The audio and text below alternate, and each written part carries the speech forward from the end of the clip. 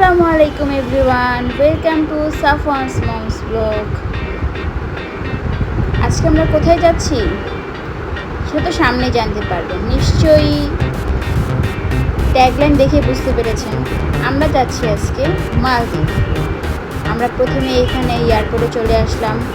আমাদের যেহেতু ফ্লাইটটা প্রিপন্ড হয়ে গিয়েছিল, আমাদের ফ্লাইট ছিল 2টার দিকে, কিন্তু সেটা প্রিপন্ড হয়ে 1:30টা হয়ে গিয়েছে।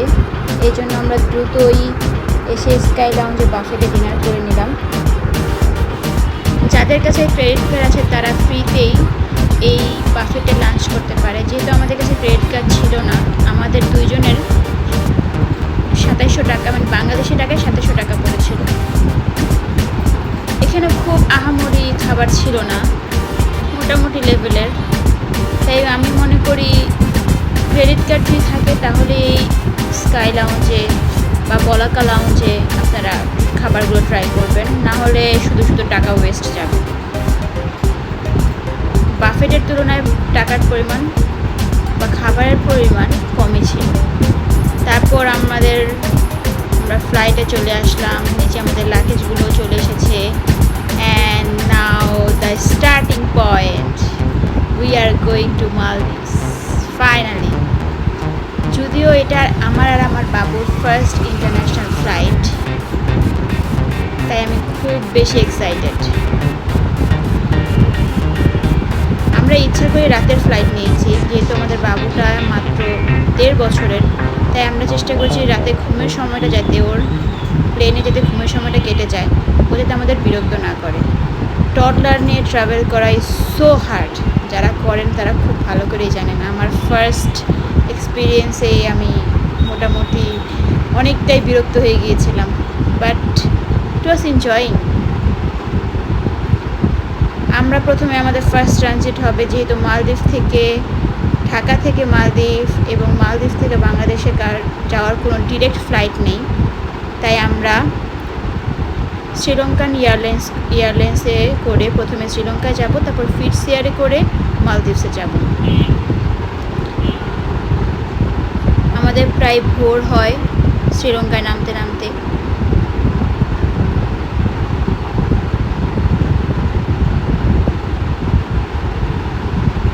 যাদের প্লেনের অভিজ্ঞতা আছে তারা জানেন এই সময়টা কিন্তু কিছুটা হলেও একটু স্তব্ধ লাগে, মনে হচ্ছে কানটা বন্ধ হয়ে আসে। এর প্রথম জার্নি, প্রথম ইন্টারন্যাশনাল ফ্লাইট, প্রথম ট্রাভেল, বেবি নিয়ে প্রথম ট্রাভেল, অবশ্যই ইন্টারেস্টিং হওয়া দরকার। Let's fly.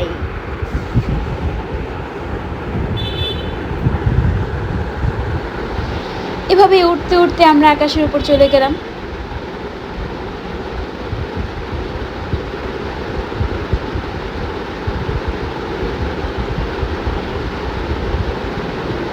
এই সময়টা কিন্তু বাচ্চাদের চেষ্টা করবেন কানের মধ্যে হয়তো কান একদম ধুয়ে রাখতে, বা বাচ্চারা যাতে আপনার প্লেন ছাড়ার আগে ঘুমিয়ে যায়, না হলে কিন্তু ওর কানে ব্যথা করতে পারে। তখন কিন্তু বাচ্চারা খুব অ্যানোয়িং হয়ে যাবে। যাদের টডলার আছে বা বাচ্চা নিয়ে ছোটো বাচ্চা নিয়ে ট্রাভেল করতেছেন, তারা চেষ্টা করবেন, আর যদি বাই চান্স জাগনাও থাকে তাহলে আপনারা চেষ্টা করবেন কানের মধ্যে কিছুক্ষণের জন্য ইয়ারফোন দিয়ে দিন, যেহেতু ইয়ারফোন বেবিদের জন্য ভালো না। এই তো আমরা সকালবেলায় শ্রীলঙ্কায় পৌঁছে গেলাম। এই হচ্ছে শ্রীলঙ্কার এয়ারপোর্টগুলো মোটামুটি সবগুলোই সেম। কিছু কিছু ইন্টারন্যাশনাল এয়ারপোর্ট ছাড়া আমার মনে হয় মোটামুটি সব এয়ারপোর্টই এই সবগুলো থাকে।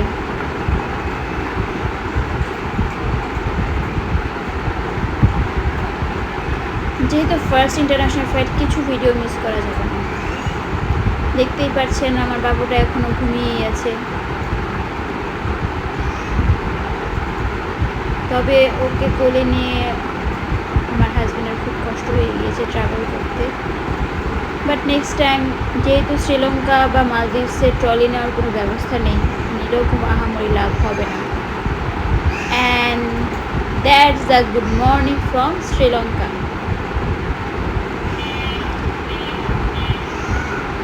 দেন আমরা আবার প্লেনে উঠে গেলাম।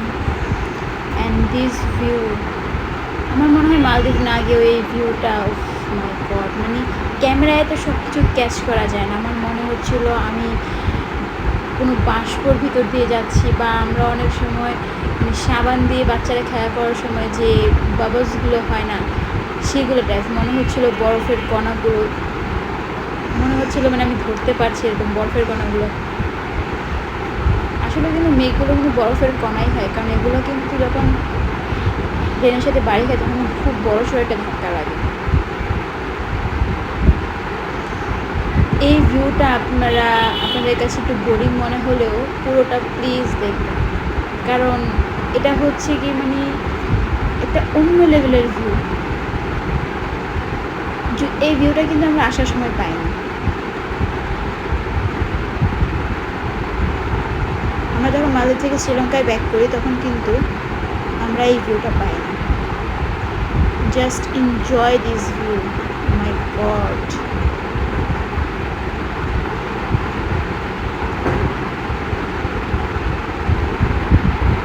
এই হচ্ছে আমাদের প্লেন, ইকোনমি ক্লাস।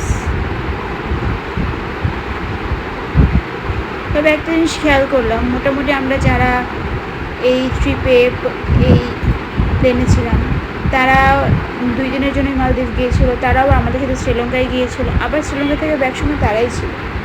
মোটামুটি সেম ট্রিপই ছিল সবার, এরকম আর কি। মনে হচ্ছিলো চেনা চেনা, সবাই চেহারা চেনা চেনা মনে হচ্ছিলো।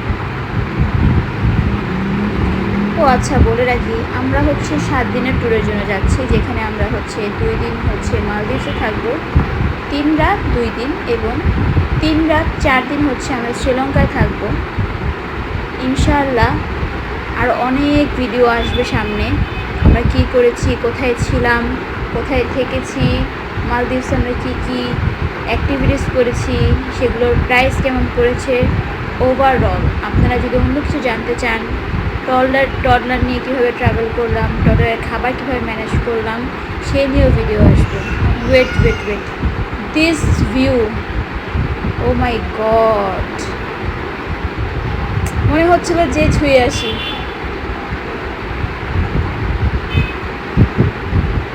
মনে হচ্ছিল বাসের মতো যদি হতো, হাত দিয়ে ধরতে পারতাম।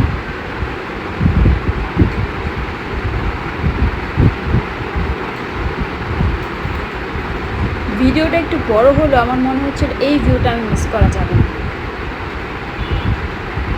দেন ফাইনালি আমরা মালদ্বীপ, এটা নাকি মাঝখানের 2টা সমুদ্রের 2 পাশকে একত্র করে মালদ্বীপসে পৌঁছে গেলাম আমরা।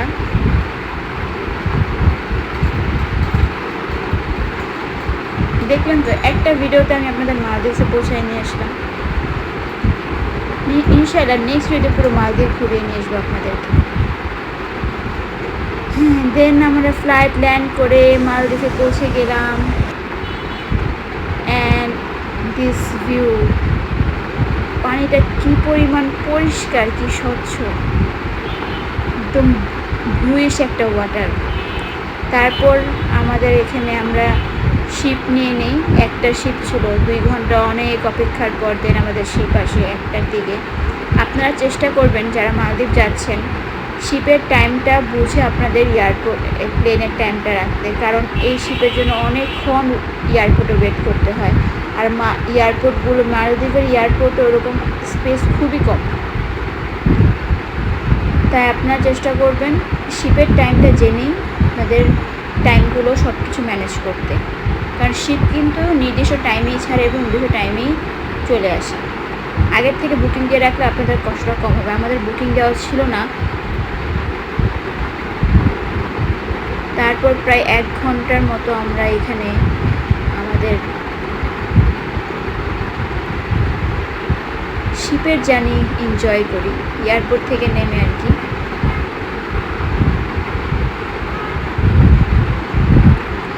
আমি চেষ্টা করেছি অনেক কিছু ক্যাপচার করার, আমি জানি না এগুলো, I am not a best photographer, but I have tried my best.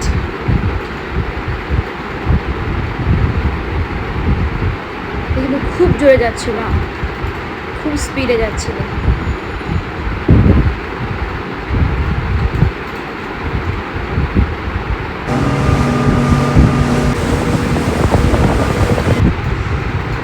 দেন আমরা মালদ্বীপসের মাফুসি আইল্যান্ডে পৌঁছে গেলাম। আমরা মাফুসি আইল্যান্ডেই 2 দিন ছিলাম। মাফুসি আইল্যান্ডে কোথায় ছিলাম, কি করেছি, কি অ্যাক্টিভিটিস করেছি নেক্সট 2 দিন